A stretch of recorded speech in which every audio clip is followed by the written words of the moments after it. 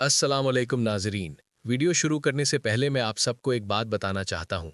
आप मेरी वीडियोस तो बाकायदगी से देखते हैं, लेकिन अक्सर लोग चैनल को सब्सक्राइब नहीं करते।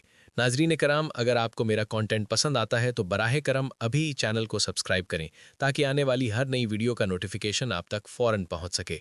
तो चलिए अब बगैर देर किए शुरू करते हैं आज की वीडियो। इस किस्त के आगाज़ में हम देखते हैं कि सुल्तान औरहान दमीर खान के हमरा कबीले के सरदार के खेमे में मौजूद है। दमीर खान कहता है, ये जानते हुए भी कि जो आपका साथ देगा वो तैमूर ताश के कहर का निशाना बनेगा, आपने हमें यहाँ क्यों रोके रखा है? सुल्तान औरहान जवाब देता है, उस शैतान के खिलाफ खड़े होने के बजाय जिसने खुद को मेहदी जाहिर किया है, तुम एक तरफ हो गए और जाकर उसी के साथ मिल गए।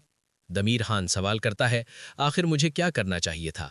जब आपने खुद को सुल्तान करार देकर इल्खानियों के खिलाफ बगावत का परचम उठाया, तो क्या मुझ पर लाजिम था कि मैं आपका साथ देता? सुल्तान औरहान कहता है, नहीं, मेरा साथ मत दो, तुर्कों के मुस्तकबिल का साथ दो। इस मुकद्दस परचम को गौर से देखो। सरहदी इलाकों में इसके अलावा कोई और झंडा नहीं जिसके साए तले तमाम तुर्क कबाइल पनाह पा सकें। मैं तुमसे कहता हूँ दमीर खान बे, तैमूर ताश को इन ज़मीनों से निकाल बाहर करने के बाद चाहो तो अपनी आज़ाद रियासत कायम कर लेना और मेरे बराबर खड़े होना, लेकिन उस वक्त तुर्कों की सफ़ में शामिल हो जाओ। दमीर खान कहता है, अगर हमें ये कदम उठाना ही पड़ा तो बनु कारासी उनमें शामिल नहीं होंगे जो आपके झंडे तले जमा हों, बल्कि हम वो होंगे जो अपना अलम खुद बुलंद करते हैं। सुल्तान औरहान कहता है, कुफ़ार के खिलाफ जंग से हासिल होने वाली गनीमत अगर तैमूर ताश की ज़ाती तिजोरियों में जा रही है, तो क्या इसी तरह तुम अपना परचम बुलंद करोगे? क्या अजीम बनु कारासी इस हद तक मजबूर हो चुके हैं कि तैमूर ताश के सामने झुक जाएं? दमीर खान कहता है, हरगिज़ नहीं, लेकिन सुल्तान। औरहान इसकी बात काटते हुए कहता है, दमीर खान बे, ये लेकिन और मगर छोड़ दो, हमारे दरमियान कोई ज़ाती दुश्मनी नहीं। चाहे एक परचम के नीचे आओ या दो अलग परचमों के साथ एक ही सफ़ में खड़े हो जाओ, इस सरजमीन पर तुर्कों को आज़ादी दिलाना ज़रूरी है। मैं पहले इज़्निक का किला फ़तह करूँगा, फिर तैमूर ताश और इल्खानी क़ुव्वत को इन सरहदों से निकाल फेंकूँगा। जाओ अपने वालिद सरदार कारासी से मशवरा करो, मैं दोनों मार्कों से हासिल होने वाली गनीमत में तुम्हें शरीक करने के लिए तैयार हूँ। दमीर खान कहता है, औरहान बे, ये वो जंग है जिसमें एक तुर्क के लिए मौत या आज़ादी के अलावा कोई तीसरा रास्ता नहीं। सुल्तान औरहान कहता है, और तारीख़ सिर्फ उन्हीं बहादुरों को याद रखती है जो ऐसा कदम उठाने की हिम्मत रखते हैं, वरना तुम जो मुनासिब समझो करो। उधर एक खातून शहजादी स्पूर्चा के जख्मों पर मरहम रख रही होती है कि इसी दौरान नीलोफर अंदर दाखिल होती है और तमाम औरतों को बाहर जाने का हुक्म दे देती है। ये देखकर शहजादी के चेहरे पर गुस्सा साफ झलकने लगता है। नीलोफर खंजर निकालकर उसकी तरफ बढ़ती है। शहजादी खड़ी होकर कहती है, तुम ये क्या करने जा रही हो नीलोफर? नीलोफर सुकून से जवाब देती है, वही जो इस वक्त ज़रूरी है। ये सुनते ही स्पूर्चा आगे कदम बढ़ाती है, मगर नीलोफर उसे धक्का देकर ज़मीन पर गिरा देती है। वो दोबारा संभल कर उठती है और बाहर जाने लगती है तो नीलोफर उसका बाजू मजबूती से थाम लेती है। स्पूर्चा गुस्से में कहती है, मेरा बाजू छोड़ दो। नीलोफर कहती है, अगर तुम्हारे जख्म को दबाकर बांधा ना गया तो जहर पूरे जिस्म में फैल जाएगा, और इस वक्त हमें तुम्हारी ये हकीर जान भी दरकार है। स्पूर्चा सख्त लहजे में कहती है, मुझे तुम पर कोई भरोसा नहीं।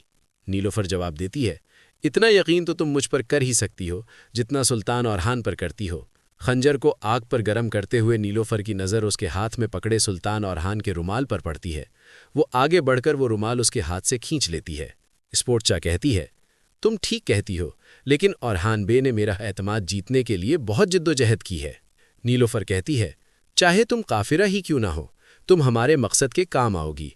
सुल्तान ने वही किया जो ज़रूरी था, और उन्हें अपने हर साथी पर पूरा भरोसा है। स्पूर्चा धीमे मगर कड़वे लहजे में कहती है, मैं मानती हूं कि तुम बहुत खुशनसीब हो नीलोफर, कि किसी इंसान के पीछे ऐसा शख्स हो जिस पर वो पहाड़ जैसा एतमाद कर सके। यकीनन ये एहसास बहुत खूबसूरत होगा, है ना? नीलोफर की आवाज़ हल्की सी भर जाती है।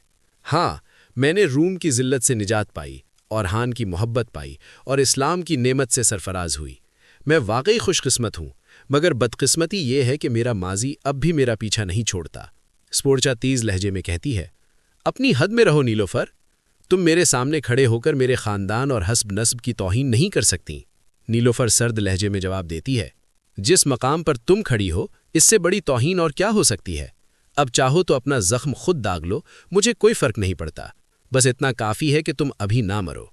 स्पूर्चा कहती है, फ़िक्र मत करो, अभी मरने का मेरा कोई इरादा नहीं। दूसरी जानिब दमीर खान सरदार के खेमे से बाहर निकलता है तो सामने शाहीन शाह आ खड़ा होता है। दमीर खान तंज़िया अंदाज में कहता है, آپ کو آپ کی ریاست مبارک ہو، آپ تو سلطان کے ایک سردار بن کر رہ گئے ہیں۔ یہ کہہ کر وہ زور سے ہنستا ہے۔ شاہین شاہ سنجیدگی سے جواب دیتا ہے، اللہ آپ کو سلامت رکھے دمیر خان بے، ہماری ریاست ترکوں کی ریاست ہے اور ہمارے سلطان سب کے سلطان ہیں۔ دمیر خان کہتا ہے، اللہ کرے اس سلطنت کا سورج کبھی غروب نہ ہو، لیکن تیمور تاش کے قاصد کا سر قلم کرنا اورحان بے کا درست فیصلہ نہیں تھا۔ شاہین شاہ کہتا ہے، میں جانتا ہوں کہ انسان کی ایک کمزوری 1000 برائیاں جنم دے سکتی ہے، مگر میں یہ بھی جانتا ہوں کہ ایک شخص سے 1000 بھلائیاں بھی جنم لیتی ہیں۔ آپ اور میں ترک ہیں، بتائیے کیا ہمارا راستہ جہاد کے سوا کچھ اور ہو سکتا ہے؟ دمیر خان دھیرے سے کہتا ہے، الحمدللہ۔ شاہین شاہ کہتا ہے، پھر اس منزل کی طرف جانے والے راستے ایک نہ ایک دن ضرور مل جائیں گے، میری یہ بات یاد رکھیے گا۔ دمیر خان کہتا ہے، انشاءاللہ پھر ملاقات ہوگی۔ یہ کہہ کر وہ وہاں سے روانہ ہو جاتا ہے۔ درسون دور کھڑا اسے جاتا ہوا دیکھتا رہتا ہے اور دمیر خان اس سے ملے بغیر قبیلہ چھوڑ دیتا ہے۔ ادھر تیمور تاش کے سامنے اس کے ایلچی کا کٹا ہوا سر لا کر رکھ دیا جاتا ہے۔ یہ منظر دیکھتے ہی اس کا چہرہ غصے سے سرخ ہو جاتا ہے۔ وہ خنجر اٹھا کر غراتے ہوئے کہتا ہے، تو تم نے خود کو سلطان کہہ کر جنگ چن لی ہے اورحان بے؟ تم اور وہ تمام سردار جو تمہاری پیٹھ میں چھرا گھونپنے کے انتظار میں ہیں، میں تم سب کو زندہ دفن کر دوں گا۔ کوئی میرے حکم کی نافرمانی کر کے خود کو مجھ پر سلطان نہیں بنا سکتا۔ یہ کہتے ہوئے وہ نقشے پر نشان زد قبیلے کی جگہ پر خنجر مارتا ہے اور نشان مٹا دیتا ہے۔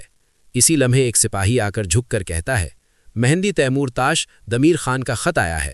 خط پڑھتے ہی تیمور تاش کا غصہ اور بھڑک اٹھتا ہے۔ وہ چیختا ہے، گستاخ، یعنی تمہارے لیے سلطان بننا کافی نہیں تھا، اب تم ازنک بھی چاہتے ہو، ہے نا؟ اس کا مطلب ہے تمہیں میرا کوئی خوف نہیں اورحان، تم مجھ سے نہیں ڈرتے۔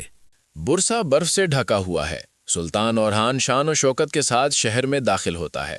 لوگ پھول نچھاور کرتے ہیں، نعرے لگتے ہیں، سلطان اورحان زندہ باد۔ وہ سینے پر ہاتھ رکھ کر شکریہ ادا کرتا ہے۔ دمیر خان کھڑکی سے دیکھ کر کہتا ہے، گھوم لو اورحان بیگ، خوب گھوم لو۔ سپاہی کہتا ہے، بلا طوفان بن کر ہماری طرف بڑھ رہی ہے۔